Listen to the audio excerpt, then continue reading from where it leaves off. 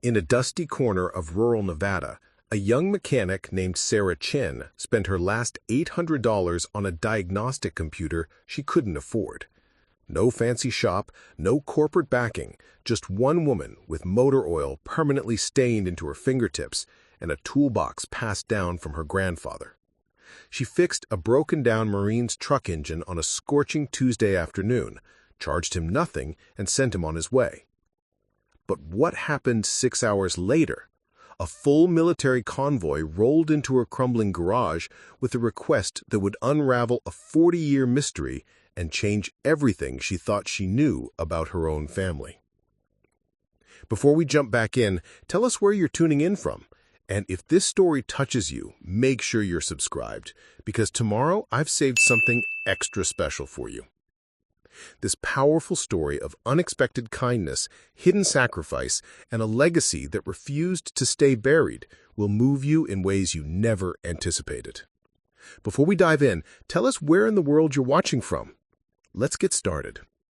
Most people use their last $800 to pay rent, maybe keep the lights on another month, maybe scrape together enough groceries to get through the week.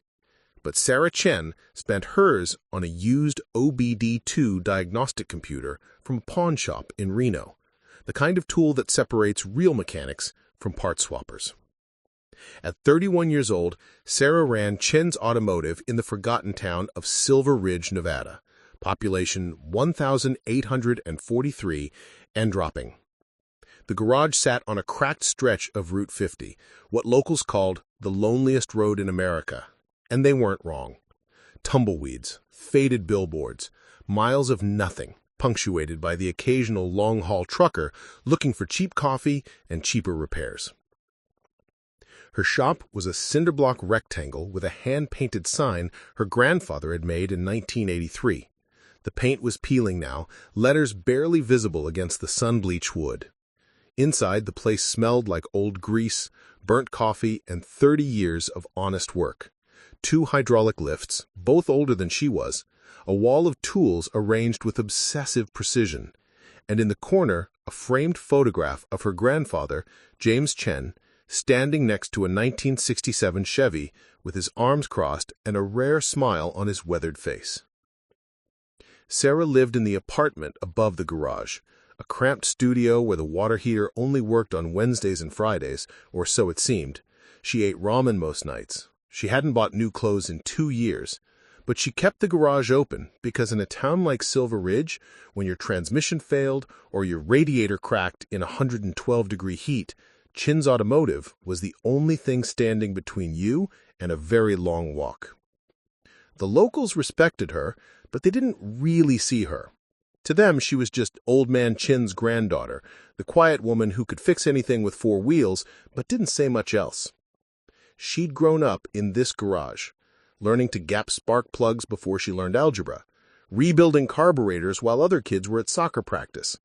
Her parents had left Silver Ridge when she was 8, chasing better opportunities in California. They'd wanted her to come, but her grandfather needed help. And Sarah, even at 8 years old, couldn't imagine leaving him behind. When he died 3 years ago, he left her the garage, $4,000 in debt, and a toolbox with his name engraved on the lid. No life insurance, no retirement fund. Just the building, the tools, and a reputation for being honest in a world that usually wasn't. She'd been barely hanging on ever since. It was a Tuesday in late August when the truck rolled in, coughing black smoke and making a sound like gravel in a blender. Sarah was underneath a Honda Accord, replacing a leaking oil pan, when she heard the engine die in her parking lot. She rolled out from under the car, wiping her hands on a rag that had been gray for about 5 years. The truck was a 2003 Ford F-250, desert tan, with more dents than a shopping cart, and a back window covered in dust so thick you could write a novel in it. The door opened, and a man stepped out. He was maybe late 50s, military haircut going silver, wearing a faded Marines t-shirt and cargo pants. His boots were scuffed, but well-maintained. His face was lined, the kind of wear that didn't come from age alone, but from something heavier, carried longer. "Ma'am, I think I'm in trouble," he said, voice rough like he didn't use it much. "What's she doing?" Sarah asked, arms crossed. Losing power on hills, started smoking about 40 miles back. Now she won't start at all.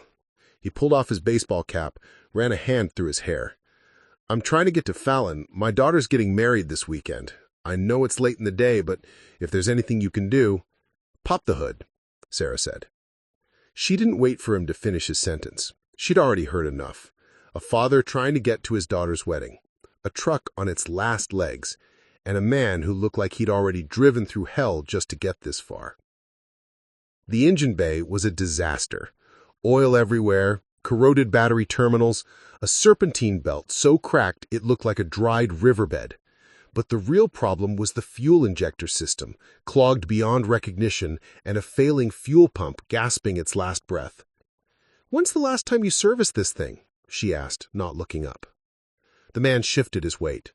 Honestly, ma'am, I'm not sure. It's been a rough few years." She didn't press. She'd learned a long time ago that people carried stories they didn't want to tell, and pushing never helped. "Fuel system's shot," she said, standing up and wiping her hands. "Injectors are clogged, pumps failing, and your belt's about 2 miles from snapping. You're lucky you made it this far." His face fell. "How much?" Sarah looked at him, really looked. The way his jaw tightened. The way his hands clenched, just slightly. This wasn't a man with money to spare. This was a man who'd probably been counting every dollar just to make it to Fallon. "I can get you running," she said, "but it's going to take a few hours. I've got the parts in back." "How much?" he asked again, quieter this time. She calculated it in her head. Parts, labor, time. It had normally run $600, maybe more. But there was something about the way he stood there, shoulders squared even in defeat, that reminded her of her grandfather. That same quiet dignity, that same refusal to ask for help, even when drowning. "300, I lied, "and I'll get you out of here before sundown." He blinked. That's really generous, ma'am." "It's fair, and my name's Sarah." He extended a hand. Daniel Cormack." They shook. His grip was firm, calloused, a working man's hand. "Give me a few hours," she said. "There's a diner 2 blocks down if you want coffee. It's bad coffee, but it's coffee." He smiled for the first time, just a flicker. Bad coffee's better than no coffee. As he walked off down the road, Sarah turned back to the truck and got to work. She didn't know why she'd cut the price so deep. Maybe because she knew what it was like to be stranded. Maybe because she was tired of watching people struggle in a town that had forgotten how to help each other. Or maybe, just maybe, because fixing things, really fixing them, was the only thing that ever made sense to her. She pulled the fuel pump, cleaned the injectors by hand, replaced the belt, tightened every loose connection she could find. Somewhere around hour 3, she realized she was humming, something her grandfather used to do when he worked, an old Creedence Clearwater Revival song she couldn't remember the name of. By the time Daniel returned, the sun was dipping low behind the mountains, painting the desert in shades of burnt orange and crimson. The truck was running smooth as silk. "You're good to go," Sarah said, handing him the keys. He stared at the truck, then at her. "I don't know how to thank you. Just get to that wedding and drive safe." He nodded, opened his wallet, and pulled out $300 in cash, mostly 20s. He handed it to her, then paused. "You know, I haven't met many people like you. People who still do the right thing just because it's right." Sarah shrugged. "It's just a truck." "No," Daniel said, looking her straight in the eye. "It's not." He climbed into the cab, started the engine, and it purred. He gave her a small wave, and then he was gone, taillights disappearing into the desert twilight. Sarah stood there for a moment, watching the dust settle. Then she walked back inside, locked the cash in the drawer, and sat down at her grandfather's old desk. The framed photos stared back at her. She traced the edge of the frame with one finger. "Just another day, Grandpa," she whispered. But she was wrong, because 6 hours later, everything changed. Preparing and narrating this story took us a lot of time, so if you're enjoying it, subscribe to our channel. It means a lot to us. Now, back to the story. Sarah was elbow-deep in a transmission rebuild when she heard them. At first, she thought it was thunder, that low rumble that sometimes rolled across the desert before a storm. But the sky was clear, stars already beginning to pierce through the deepening twilight. Then she recognized the sound. Diesel engines. Multiple. Heavy duty. Sarah rolled out from under the Dodge she'd been working on and walked to the garage bay door, wiping her hands on her coveralls. The rumble grew louder, closer, and then she saw them cresting the hill on Route 50. Headlights. 6 pairs, maybe more, moving in formation. Military vehicles. Sarah's stomach tightened. In 31 years of living in Silver Ridge, she'd never seen a military convoy roll through town, let alone stop at her garage. They used the highway 40 miles north. They had their own maintenance facilities. There was no reason at all for them to be here. But they were slowing down, and they were turning into her parking lot. One by one, the vehicles pulled in. 2 Humvees, a cargo truck, another transport vehicle, and at the front, a black SUV with government plates. They parked in a neat line, engines cutting off in sequence, and for a moment, everything went silent, except for the ticking of hot metal cooling in the night air. Miss Chen, I'm Lieutenant Colonel Rebecca Brennan, United States Marine Corps. May I have a moment of your time? Sarah shook her hand automatically, her mind still trying to catch up. Yes, of course. What's this about? Colonel Brennan glanced back at Daniel, then returned her gaze to Sarah. Master Sergeant Cormac informed me of what you did for him today, how you repaired his vehicle and asked for far less than the work was worth. It was just a fuel pump, Sarah said, her voice barely steady. I don't understand why. Miss Chen? The colonel interrupted gently. May we speak inside? Sarah nodded mutely and led them into the garage. The fluorescent lights flickered on, casting harsh shadows across the oil-stained concrete floor. The colonel surveyed the space, her eyes moving across the tools, the lifts, the framed photo of Sarah's grandfather. She stopped at the photo, stared at it for a long moment. James Chen, she said softly. It wasn't a question. Sarah's blood went cold. You knew my grandfather? Colonel Brennan turned, and for the first time, Sarah saw something in her expression that wasn't military precision. It was something softer, something that looked almost like regret. I never met him personally, but I know who he was, and I know what he did. Sarah's mouth dried. What are you talking about? The colonel reached into her jacket and pulled out a manila folder, weathered and marked with faded stamps. She placed it carefully on the workbench between them. Miss Chen, are you aware that your grandfather served in the United States Marine Corps? The words hit Sarah like a physical blow. She actually took a step back. No, that's not possible. He never said anything. There were no uniforms, no medals, nothing. He was just a mechanic. He was a mechanic, Brennan agreed. But before that, he was a combat engineer. Served 2 tours in Vietnam, 1968 to 1970. Decorated twice for valor. Sarah's hands were shaking. She gripped the edge of the workbench to steady herself. Why wouldn't he tell me? Why would he hide that? A lot of veterans from that era didn't talk about their service, Daniel said quietly. Speaking for the first time, he had moved closer, standing just behind the colonel. Some men come home and they just want to forget. They want to build something new instead of remembering what they lost. Colonel Brennan opened the folder. Inside were documents, photographs, records. She pulled out a black and white photo and handed it to Sarah. The image showed a group of young Marines in fatigues, standing in front of a military vehicle. They were covered in mud, exhausted, but smiling. And there, third from the left, was a face Sarah recognized instantly. Younger, unlined, but unmistakably her grandfather.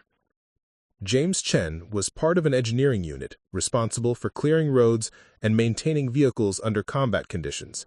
His unit saved countless lives by keeping supply lines open, but in December of 1969, his convoy was ambushed outside Da Nang. Sarah's eyes filled with tears. She couldn't speak.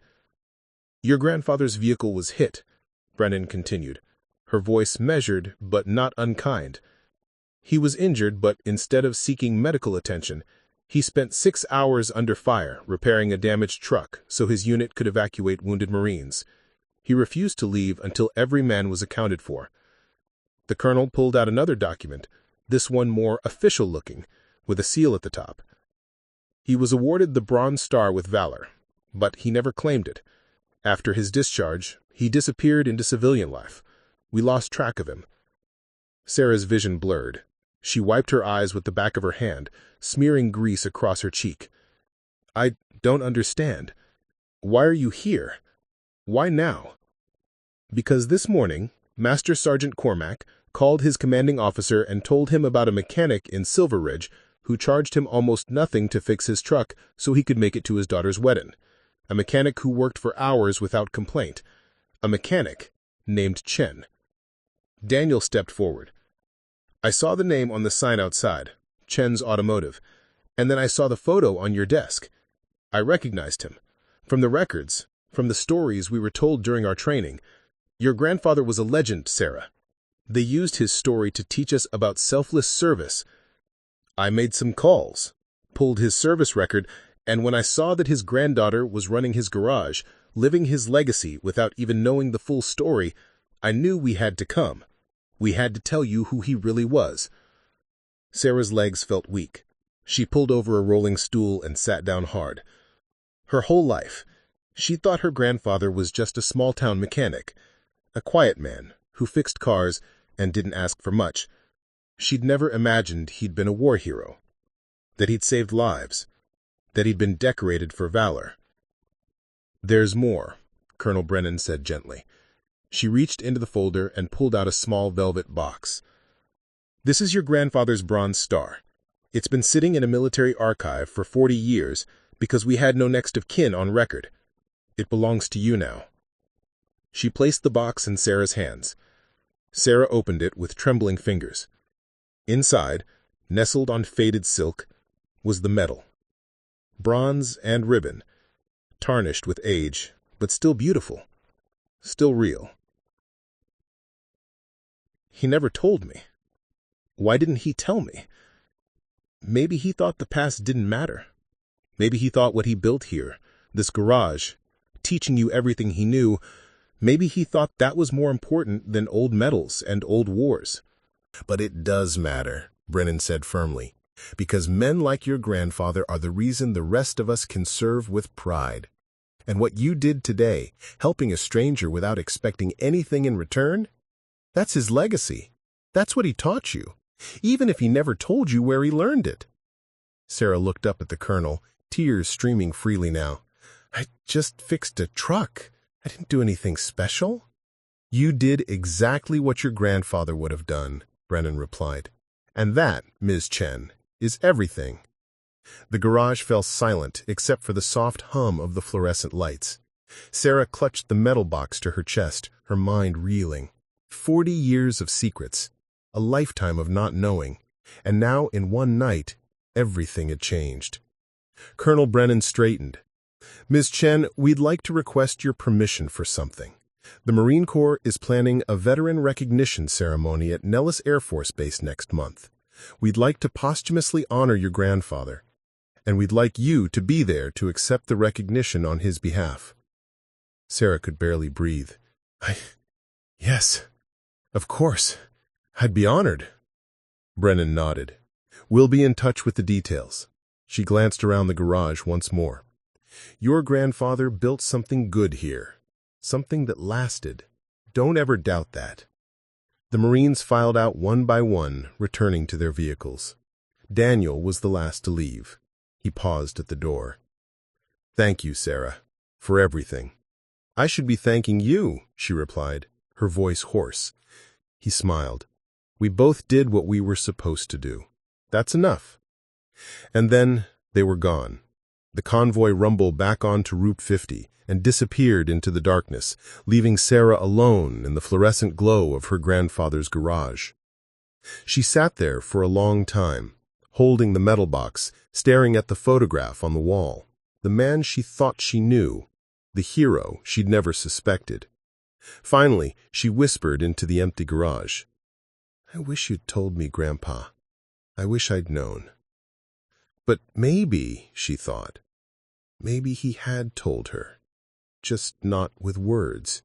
He taught her with wrenches and carburetors, with late nights and calloused hands, with the belief that good work, honest work, mattered more than recognition. And tonight, that lesson had come full circle. Sarah didn't sleep that night. She couldn't. Every time she closed her eyes, she saw her grandfather's face in that photograph, young and mud-covered, standing with men whose names she'd never know, men he'd saved, men he'd never talked about. At 3 a.m., she gave up on sleep entirely and climbed out of bed. The metal box sat on her nightstand, and she'd opened it at least 20 times since the convoy left, as if checking to make sure it was real, that this whole night hadn't been some fever dream brought on by too much coffee and transmission fluid fumes. She padded downstairs in bare feet, the concrete floor cool against her skin. The overhead lights buzzed to life, and she stood in the center of the shop, looking around with new eyes. How many nights had her grandfather stood in this exact spot? How many engines had he rebuilt with hands that once cleared landmines and repaired vehicles under enemy fire? The garage suddenly felt different, heavier, like the walls themselves were holding secrets. Sarah walked to the back office, a cramped room with a metal desk, filing cabinets, and boxes stacked to the ceiling. Most of it was paperwork, invoices going back decades, tax records, parts catalogs. She'd been meaning to organize it for 3 years and never found the time. But now she wasn't looking for invoices. She started pulling boxes down, coughing as dust exploded into the air. Old calendars, shop manuals, a box full of warranty cards for parts installed in trucks that probably been scrapped 20 years ago. Nothing. Then, shoved into the far corner behind a filing cabinet, she found it. A military footlocker, olive drab, scratched and dented, with SGT Jake Chen stenciled on the side in faded white paint. Sarah's heart stopped. She'd seen this footlocker before, years ago when she was maybe 10 or 11. She'd asked her grandfather what was inside, and he'd simply said, "Old things, nothing important." She'd never asked again. She dragged it out into the main garage, her hands shaking. There was a padlock, but it was already unlocked, just looped through the hasp, as if he'd meant to go back to it someday, and never did. Sarah lifted the lid. The smell hit her first. Mothballs and old canvas, and something else, something she couldn't name. The smell of the past, locked away and forgotten. Inside, carefully folded, was a uniform. Marine Corps dress blues, the jacket still bearing sergeant stripes. Beneath it, a field uniform, the fabric worn and faded, and underneath that, more items. A canteen, dog tags on a chain, a K-bar knife in a leather sheath, a folded American flag, the kind given to families at military funerals. But it was what lay at the bottom that made Sarah's breath catch. A stack of letters, bound with string. Photographs, dozens of them, black and white and faded color. And a journal, leather-bound and thick, the pages yellowed and brittle. Sarah lifted the journal carefully, as if it might disintegrate in her hands. She opened it to the first page, and there, in handwriting she recognized, her grandfather had written, "Da Nang, April 1969. If I don't make it home, I want someone to know what happened here. Not for glory, just so the truth doesn't die with us." Sarah's vision blurred with tears. She turned the page and began to read.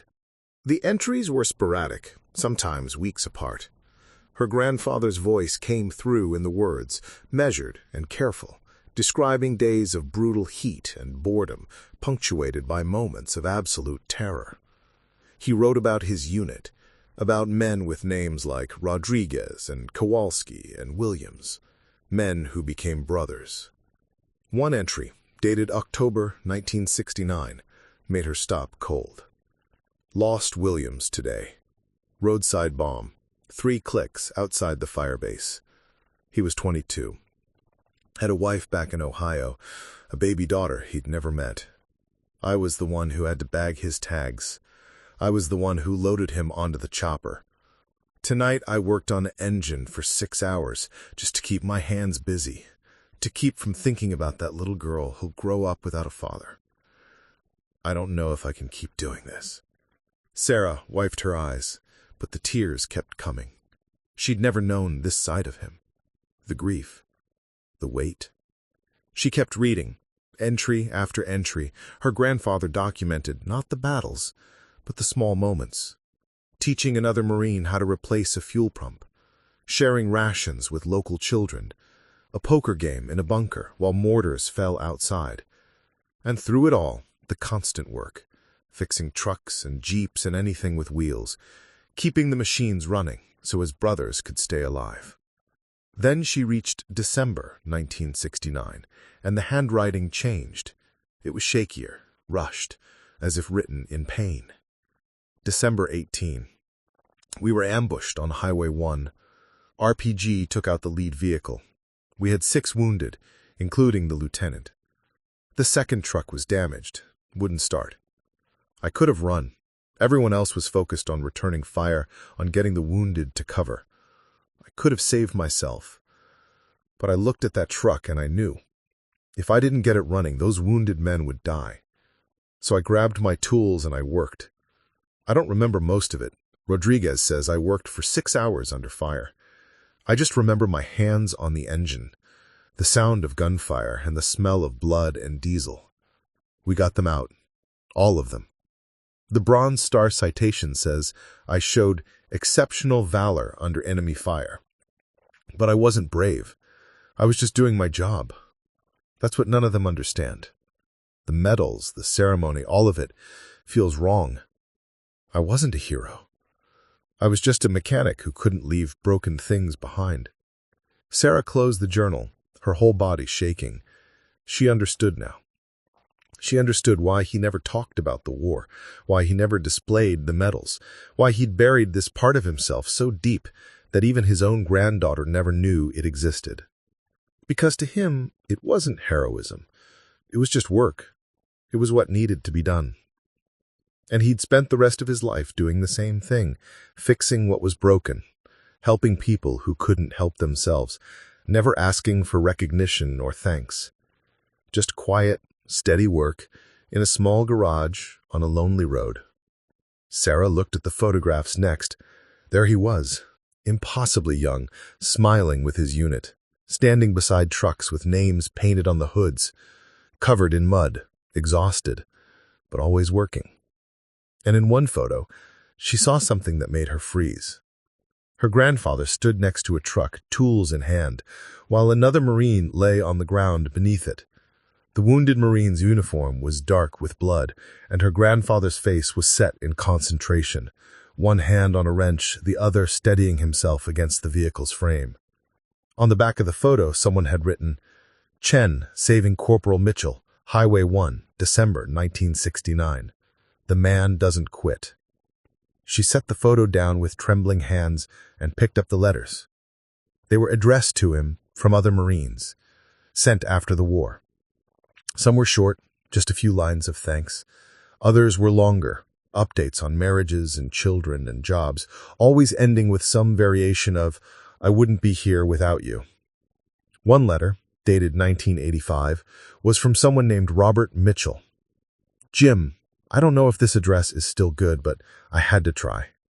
My daughter just graduated high school, top of the class. She's going to college in the fall. And I realized I never properly thanked you for giving me the chance to see this day. You worked on that truck for hours while I bled out underneath it. The medic said if we'd been delayed even 30 minutes, I wouldn't have made it. You gave me my life back. You gave my daughter her father. I hope wherever you are, you're doing well. You deserve every good thing. Semper Fi. Bob Mitchell. Sarah's hands shook so hard she almost dropped the letter. She thought about Colonel Brennan's words, about her grandfather's legacy, about the lives he'd saved and the quiet way he'd carried that weight for 40 years. And she thought about what she'd done yesterday, fixing Daniel Cormack's truck for less than it cost her, making sure he could get to his daughter's wedding. She'd done it without thinking, without knowing it was exactly what her grandfather would have done, exactly what he had done, over and over, in war and in peace. The legacy wasn't the medals or the citations. It was the work. It was the belief that fixing things, helping people, mattered more than any recognition ever could. Sarah carefully packed everything back into the footlocker, except for one item. The photograph of her grandfather, standing with his unit, all of them young and alive and unbroken. She took it to the office and placed it next to the other photo on the desk, the one of him standing beside the Chevy. Two versions of the same man. The warrior and the mechanic. The hero and the grandfather. Both real. Both him. She stood there in the quiet garage, surrounded by tools and memories, and whispered, "I understand now, Grandpa. I finally understand." The fluorescent lights hummed overhead. Outside, the desert night was giving way to dawn, the sky turning from black to deep purple. And Sarah Chen, alone in her grandfather's garage, felt something shift inside her chest. This wasn't just a garage anymore. It wasn't just a business. It was a testament, a memorial, a living continuation of everything her grandfather had believed in. And she was going to make sure the world knew it. By sunrise, Sarah had made a decision. She couldn't keep this to herself. Her grandfather's story, his sacrifice, the truth about who he'd been, it deserved to be known. Not for glory, not for recognition, but because in a town that was slowly dying, slowly forgetting what it meant to look out for each other, maybe this story could remind people of something important. She showered, changed into clean clothes for the first time in what felt like days, and walked down Main Street as the town was waking up. Silver Ridge in the early morning was almost beautiful in its desolation.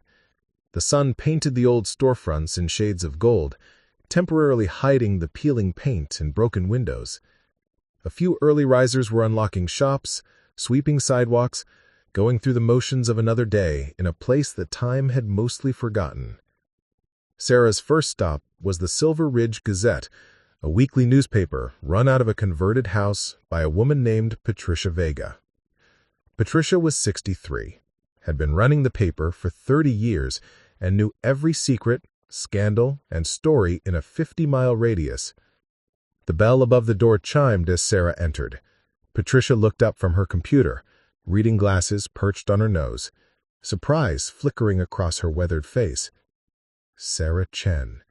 In all the years I've known you, I don't think you've ever voluntarily walked into my office. What's happened? Sarah reached into her backpack and pulled out the photograph of her grandfather in uniform, the one with his unit. She placed it on Patricia's desk. Patricia picked it up, studying it closely. Her expression changed, softening with recognition. "My God, is this Jim?" "You knew?" Sarah's voice cracked. Patricia looked up, and there was something like guilt in her eyes. "I suspected. Back in 92, maybe 93, I was doing a story on local veterans for Memorial Day. I asked your grandfather if he'd served. He looked me dead in the eye and said, 'I fixed cars. That's all I ever did.' He said it in a way that made it clear the conversation was over, so I let it go." She touched the photograph gently. "I should have pushed. I should have dug deeper. He didn't want anyone to know. Sarah said. She pulled out a chair and sat down, suddenly exhausted. The Marines came to my garage last night. A whole convoy. They told me everything. For the next 30 minutes, Sarah told Patricia the whole story. Daniel Cormack's broken-down truck, the convoy arriving hours later, Colonel Brennan and the Bronze Star, the footlocker she'd found in the back office, the journal entries and letters and photographs. Patricia listened without interrupting, and by the end, there were tears in her eyes. She removed her glasses and wiped them with the hem of her shirt. "Sarah," she said quietly, "this is the most important story this town has had in 30 years, maybe ever. Will you let me write it?" Sarah nodded. "That's why I'm here." Patricia stood up, suddenly energized. "I need to make some calls. I need to verify details, get statements from the Marine Corps. This is going in this week's edition, front page, full spread." She paused, looking at Sarah intently. "Are you ready for what happens next? Because once this story goes out, everything changes. People are going to look at you differently. They're going to look at that garage differently." "I know, but he deserves this. They all deserve this." Patricia smiled. "You're more like him than you know." Sarah left the Gazette office and continued down Main Street. Her next stop was the Silver Ridge Community Center, a squat brick building that served as town hall, polling place, and general gathering spot for the town's dwindling population. Inside, she found Town Mayor Tom Brennan, no relation to the colonel, sitting in his office doing paperwork. Tom was 48, had been mayor for 6 years, and watched Silver Ridge shrink year after year, powerless to stop the slow hemorrhage of businesses and families. He looked up when Sarah knocked. "Sarah Chen, this is unexpected." She told him the story again, watching his expression shift from confusion to amazement to something that looked like hope. When he finished, Tom leaned back in his chair and let out a long breath. "Do you know what this means? Not just for your grandfather's legacy, but for this town." Sarah had no idea. Tom stood up and walked to the window, looking out at Main Street. "Silver Ridge is dying, Sarah. You know it, I know it. In 10 years, this place might be a ghost town. But this story, a local hero who never sought recognition, who spent his life serving others in quiet ways, this is exactly what people need to hear. Not just here, but everywhere." He turned to face her. "Would you speak at the next town council meeting? Would you share this story publicly?" Sarah's stomach clenched. Public speaking terrified her. She had spent her whole life avoiding attention, preferring the solitude of the garage to the scrutiny of crowds. But she thought about her grandfather, working under fire to save his brothers, doing what needed to be done even when he was terrified. "Yes," she said, "I'll speak." Over the next 3 days, something extraordinary happened. Patricia's story hit the streets on Wednesday morning, and by Wednesday afternoon, the entire town had read it. The headline stretched across the front page, "Hometown Hero, The Secret Life of James Chen." The article was beautiful. Patricia had tracked down former Marines who'd served with James, gotten statements from Colonel Brennan, and woven together a narrative of sacrifice, humility, and quiet heroism. She'd included photographs from the footlocker and excerpts from the journal, always respectful, never exploitative. And she'd ended the article with a paragraph about Sarah, about how she'd unknowingly carried on her grandfather's legacy by fixing Daniel Cormack's truck, by embodying the same selfless service without even knowing where it came from. By Thursday, cars started showing up at the garage. Not just locals, but people from surrounding towns who'd read the story online after Patricia posted it to the paper's website. They came to see the place where James Chen had worked. They came to meet his granddaughter. They came to shake Sarah's hand and thank her for sharing the story. A veteran from Reno showed up with a box of old photographs. "I served with your grandfather," he said, his voice shaking. I never knew what happened to him after the war. I'm so glad he had a good life." A high school history teacher from Fallon brought her entire class. "We're studying the Vietnam War," she explained. "Your grandfather's story is exactly what these kids need to hear, that heroism isn't always loud. Sometimes it's quiet. Sometimes it's just doing your job, even when everything is falling apart." Sarah gave them a tour of the garage, showed them her grandfather's tools, told them stories about learning to gap spark plugs at age 7, about the way he'd hum Creedence Clearwater Revival while he worked. And for the first time in her life, she didn't feel invisible. Friday afternoon, Sarah stood before the town council in a packed community center. Every seat was filled, and people lined the walls. She'd never seen this many people gathered in Silver Ridge for anything. Mayor Tom introduced her, and then it was her turn to speak. She stood at the podium, her prepared notes shaking in her hands, looking out at a sea of faces. Some she knew, some she didn't. She took a breath and began. "My grandfather never told me he was a hero," she said, her voice steadier than she expected. "He never told me about the Bronze Star, or the men he saved, or the 6 hours he worked under enemy fire. He just taught me how to fix engines, how to do good work, how to help people even when they couldn't pay, especially when they couldn't pay." She looked down at the metal box in her hands, then back up at the crowd. "I spent my last $800 on a diagnostic computer because I wanted to do the job right. And the next day, I fixed a Marine's truck for less than it cost me because it was the right thing to do. I didn't know I was following my grandfather's example. I didn't know I was honoring a legacy I didn't even know existed." Her voice cracked, but she pushed through. "But now I do know. And I want to make sure his garage, his legacy, continues.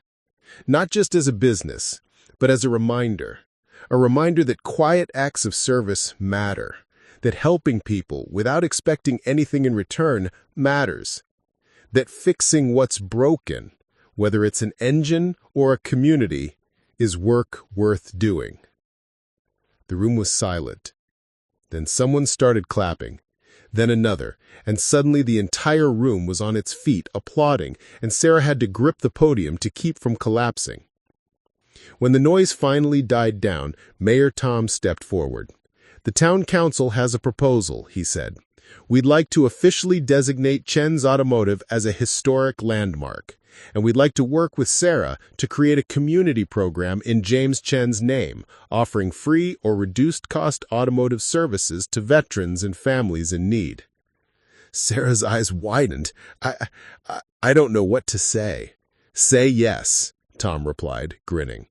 The crowd erupted in applause again, and Sarah, overwhelmed and exhausted and happier than she'd been in years, whispered, "Yes." That night, Sarah sat alone in the garage, the doors open to let in the cool desert air. The metal box rested on the workbench beside her. She looked at her grandfather's photograph, at the young soldier who'd become the quiet mechanic, and smiled. "We're just getting started, Grandpa. I hope you're proud." The wind whispered through the garage, carrying the scent of sage and dust, and for just a moment, Sarah could have sworn she heard the faint sound of humming, an old Creedence Clearwater Revival she couldn't quite name. The following Monday morning started like any other, except Sarah's parking lot had 3 cars waiting before she'd even unlocked the bay doors. Word had spread fast. The historic landmark designation hadn't been official yet, but people were already treating Chen's Automotive like a pilgrimage site. Sarah had just finished changing the oil on a '98 Civic when she heard a vehicle pull up outside. She didn't think much of it until she heard the engine, a deep, throaty rumble that no ordinary car made. She rolled out from under the lift and walked to the bay door. A pristine 1967 Chevrolet Impala sat in her parking lot, cherry red with chrome that gleamed like liquid silver in the morning sun. The kind of car that belonged in a museum, Not on the dusty roads of Silver Ridge. The driver's door opened, and a woman stepped out. She was elderly, perhaps mid-70s, with white hair, cut short and practical. She wore jeans, a denim jacket, and boots that had seen real work. But it was her eyes that caught Sarah's attention. Sharp and intelligent, taking in everything about the garage in a single sweep. "You must be Sarah Chen," the woman said, her voice carrying a faint trace of an accent Sarah couldn't quite place. "That's me," Sarah replied, wiping her hands on a rag. "That's a beautiful car." The woman smiled, but there was something sad in it. "It belonged to my late husband. He bought it new in 1967, just before he shipped out."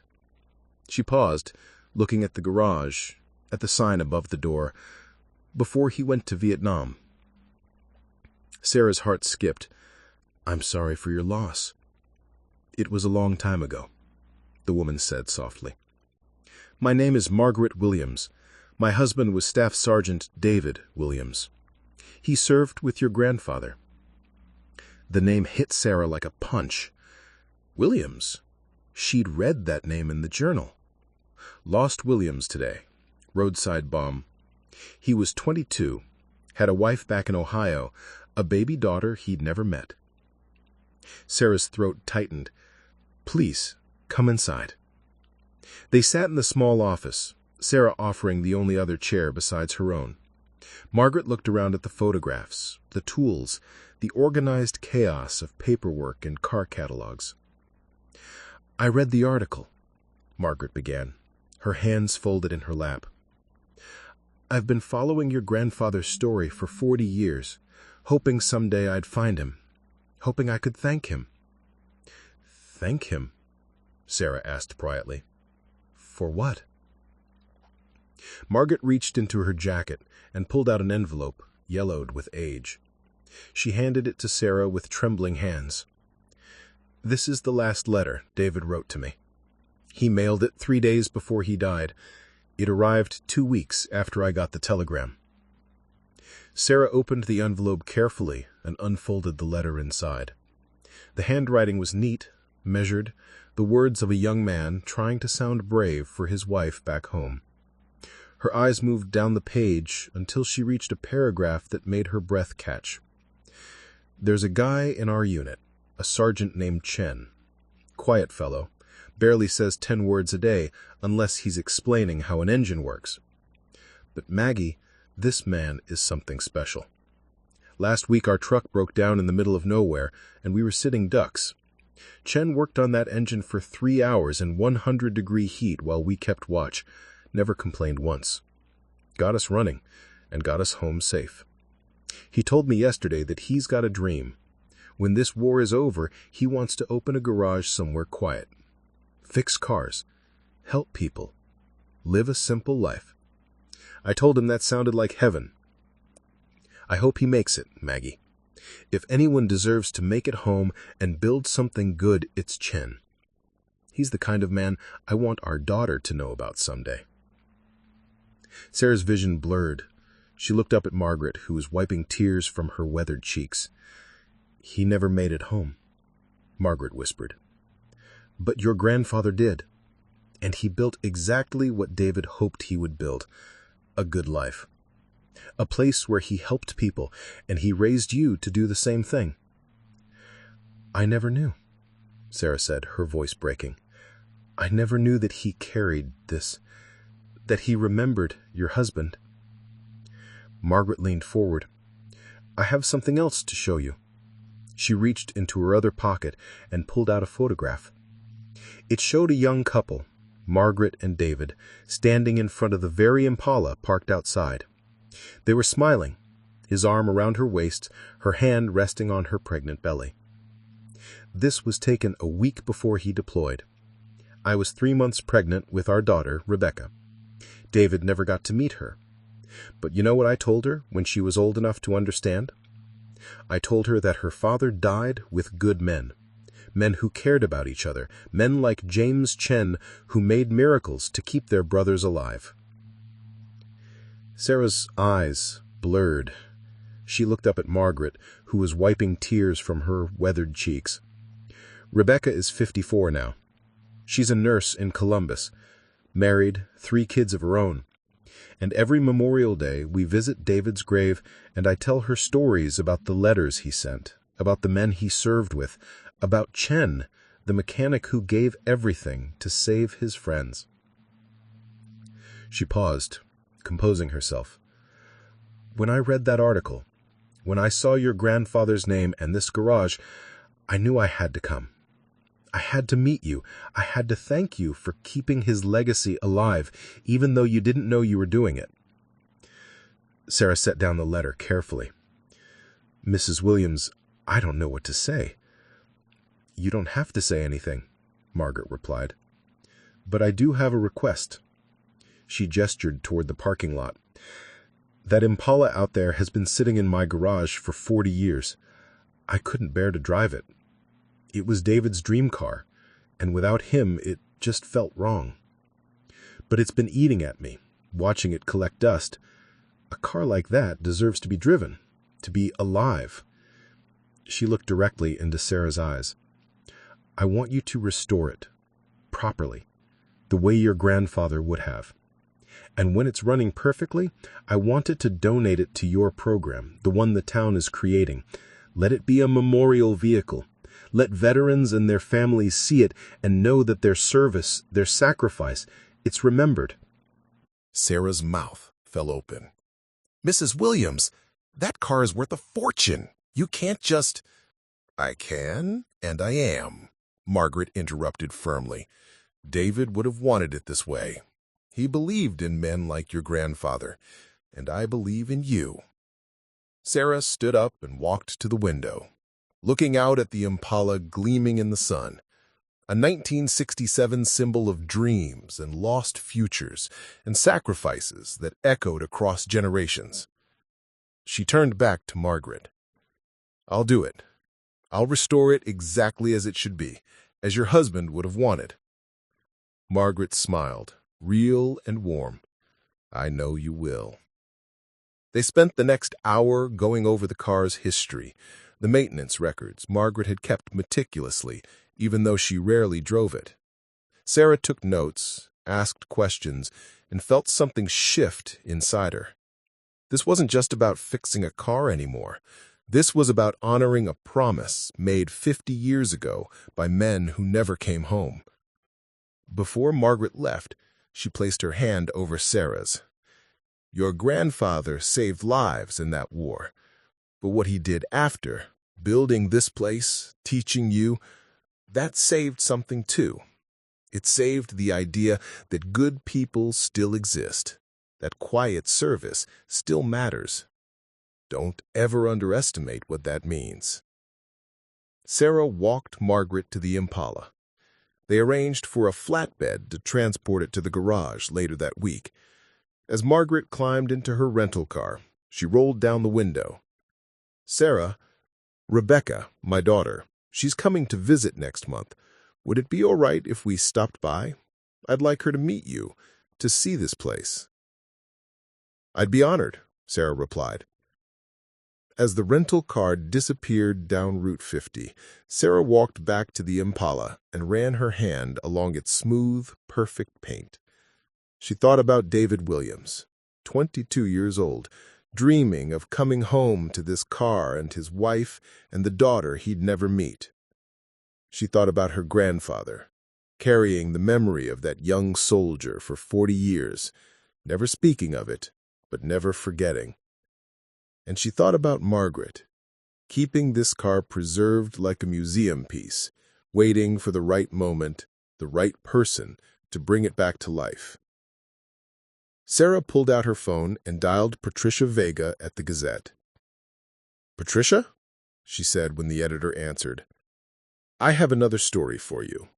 And this one is going to break hearts and put them back together at the same time. That afternoon, Sarah stood in the garage surrounded by the tools her grandfather had used for decades. She looked at his photograph on the wall, at the young Marine who'd become the quiet mechanic, and made a silent promise. I'm going to restore David's car, and I'm going to make sure everyone knows his story, and William's story, and all the others you never talked about. They deserve to be remembered, Grandpa, and I'm going to make sure they are." The wind shifted outside, carrying the scent of creosote and desert rain. Sarah took a deep breath, picked up a wrench, and got to work. Because this was what her grandfather had taught her, not with words, but with actions. You honor the dead by helping the living. You preserve the past by building something that lasts. And you never, ever leave broken things behind when you have the power to fix them. The restoration of the 1967 Impala would take months, but Sarah had time, and more importantly, she had purpose. The legacy wasn't just hers anymore. It belonged to everyone who'd been touched by her grandfather's quiet heroism, by the men he'd served with, by the families who'd lost loved ones and waited decades for acknowledgement. And Sarah Chen, the mechanic from Silver Ridge who thought she was invisible, was going to make sure that legacy lived on, one engine at a time. 3 months had passed since the night the convoy arrived at Sarah's garage. 3 months that had transformed not just her life, but the entire town of Silver Ridge. The 67 Impala restoration had become a community project. Local high school students came after school to help, learning about engines and history simultaneously. Retired mechanics from neighboring towns volunteered their time, sharing techniques and stories. And veterans, dozens of them, stopped by just to watch, to remember, to feel connected to something larger than themselves. Patricia's second article about Margaret Williams and her husband's car had gone viral. National news outlets picked it up. CBS Sunday Morning sent a crew.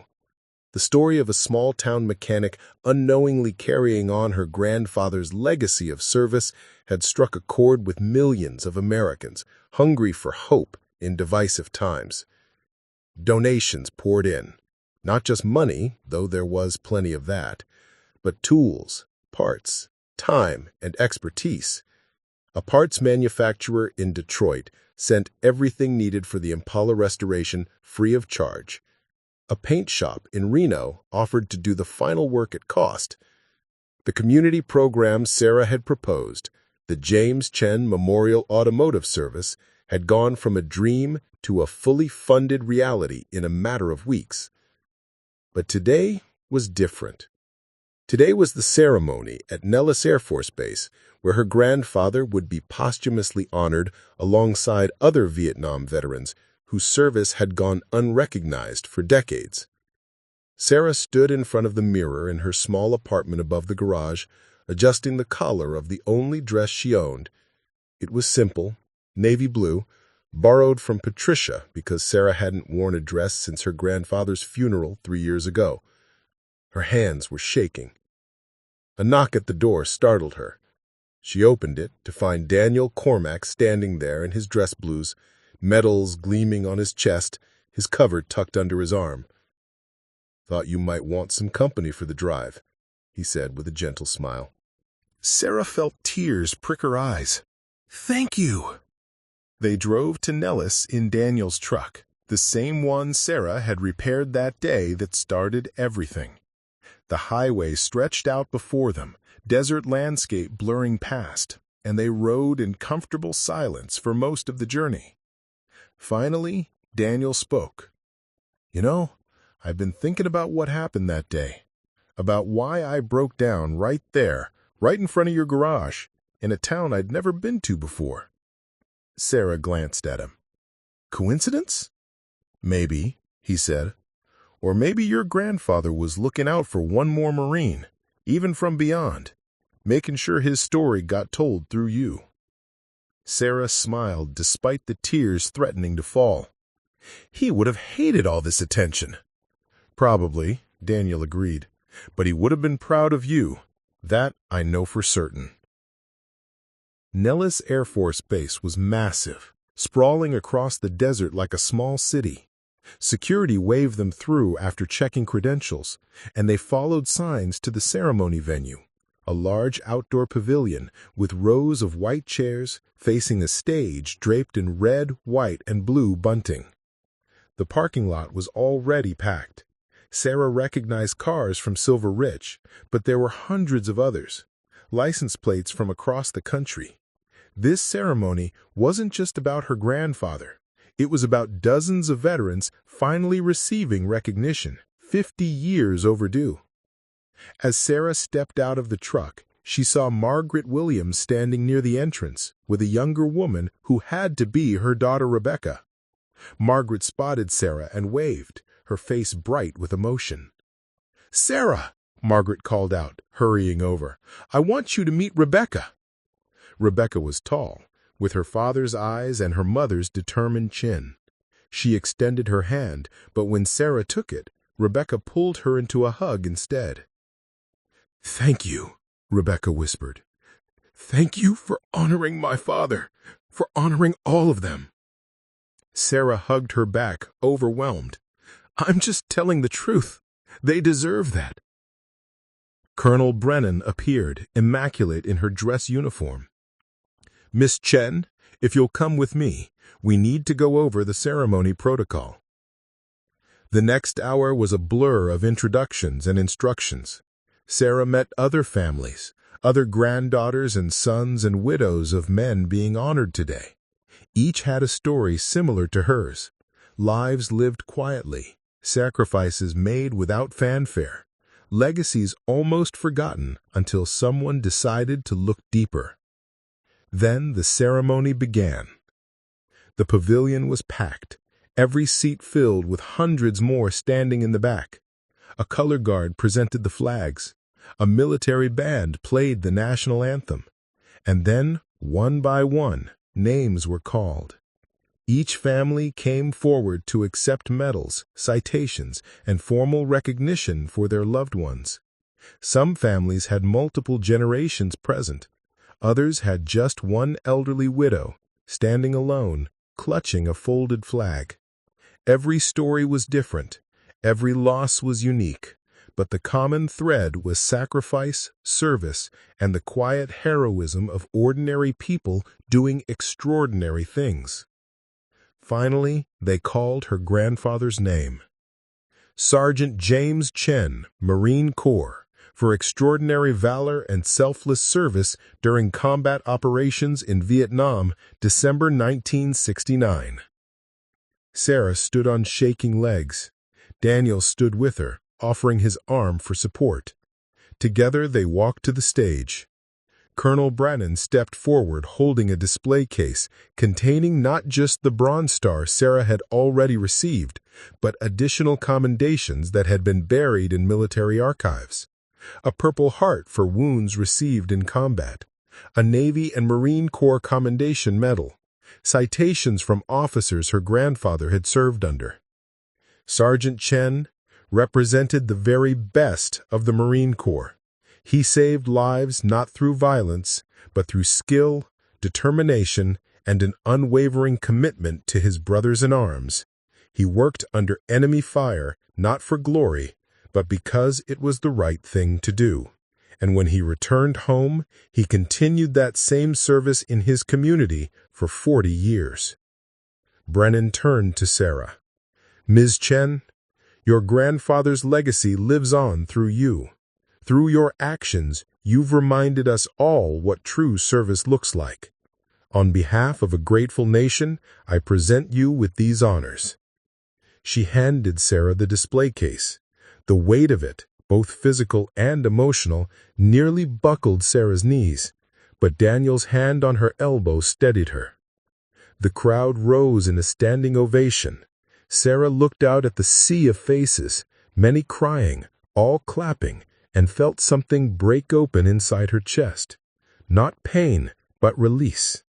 The secret her grandfather had carried for so long was finally free. The burden he'd borne alone was now shared by hundreds, thousands of people who understood and honored it. When Sarah returned to her seat, Margaret reached across the aisle and squeezed her hand. No words were needed. After the ceremony, there was a reception. Sarah found herself surrounded by veterans, families, and strangers who wanted to shake her hand, to thank her, to share their own stories of quiet heroes who'd never sought recognition. An elderly man approached, leaning heavily on a cane. His name tag read, Robert Mitchell. Sarah's heart stopped. Mitchell, the corporal from the photograph, the one her grandfather had saved while he bled under the truck. "I'm Bob Mitchell," he said, his voice rough with emotion. "I read about the ceremony. I had to come. I had to finally meet Jim Chen's family." Sarah couldn't speak. She just stared at this man, alive and standing before her because of what her grandfather had done 50 years ago. "I have 6 grandchildren, 12 great-grandchildren. None of them would exist if your grandfather hadn't worked on that truck for 6 hours while I bled out. Every birthday, every holiday, every moment of joy in my life, I owe to him." He reached into his jacket and pulled out a worn photograph. It showed him surrounded by his family, 3 generations smiling at the camera.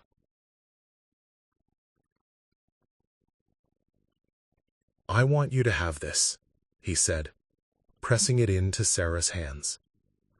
"So you know. So you understand what his 6 hours of work became. This is his legacy too." Sarah looked at the photograph, at the faces of people who existed because her grandfather had refused to quit, had refused to leave a broken thing behind. She thought about Margaret's daughter Rebecca, who'd never met her father, but had built a beautiful life anyway. She thought about Daniel making it to his daughter's wedding. She thought about all the lives her grandfather had touched without ever speaking of it. The weight of it, the beautiful, terrible weight of it, finally made sense. That evening, as the sun set over the Nevada desert, Sarah stood outside the pavilion with Daniel, Margaret, Rebecca, and Bob Mitchell. They watched the sky turn from blue to orange to deep purple, and they talked. Not about war or loss or pain, but about life, about the small moments that make up a legacy, about the quiet acts of service that ripple forward through time. "What will you do now?" Margaret asked, softly. Sarah thought about the garage, about the Impala waiting to be finished, about the community program bearing her grandfather's name, about the high school students learning to fix engines and learning about honor at the same time. "I'm going to keep fixing things," Sarah said simply. "Just like he taught me?" "That's perfect," Bob Mitchell said, smiling through tears. That's exactly what he'd want. As they stood there together, strangers connected by history and sacrifice and love, Sarah felt something she hadn't felt in years. Not just purpose, but peace. Her grandfather had spent 40 years carrying the weight of what he'd seen and done in silence. But now, finally, that silence was broken. The stories were told, the heroes were honored, and the legacy, the beautiful legacy of service without recognition, of fixing what's broken simply because it needs fixing, would continue. Not through monuments or medals, though those had their place, but through Sarah's hands on an engine. Through the teenagers learning in her garage, through every person who heard these stories and decided to do one small, kind thing without expecting anything in return. That night, driving back to Silver Ridge, Sarah called Patricia Vega. "I want to write something. About all of this. About what I've learned." "What did you learn?" Patricia asked. Sarah was quiet for a moment, watching the desert highway unfold before her. She finally said, "That legacy isn't what we leave behind when we die. It's what we build while we're alive that continues after we're gone. My grandfather didn't leave me medals or money or answers to all the questions I wish I'd asked him. He left me a toolbox, a garage, and an example, and somehow that was enough." "That's beautiful, Sarah," Patricia said softly. "One more thing," Sarah added. "The Impala restoration is almost done. I want to unveil it at the garage. I want David Williams' name on a plaque. I want everyone who sees that car to know his story. And I want to use it to start a new program, teaching automotive skills to Gold Star children, kids who lost parents in service, free of charge, forever." Patricia's voice cracked with emotion. "Jim would be so proud of you." "I hope so," Sarah whispered. "I really hope so." When Sarah finally pulled into the garage parking lot at midnight, she sat in the truck for a long moment, looking at the building her grandfather had built with his own hands. The sign, weathered but still standing. The bay doors he'd raised and lowered 10,000 times. The office where he'd kept his secrets locked away in a footlocker, waiting for someone to find them. She climbed out and walked to the door, key in hand.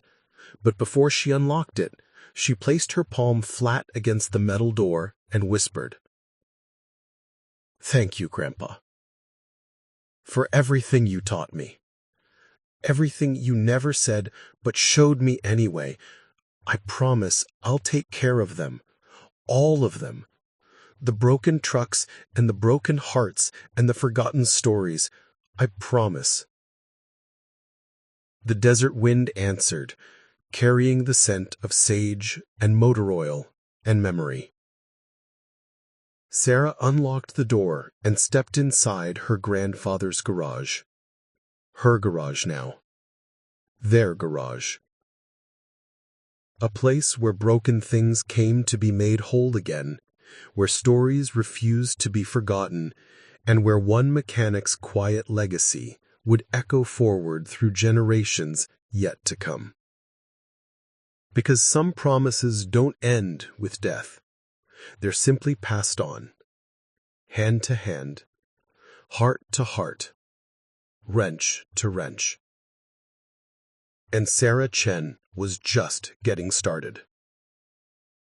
Up next, you've got 2 more standout stories right on your screen. If this one hits the mark, you won't want to pass these up. Just click and check them out. And don't forget to like, subscribe, and turn on the notification bell so you don't miss any upload from us.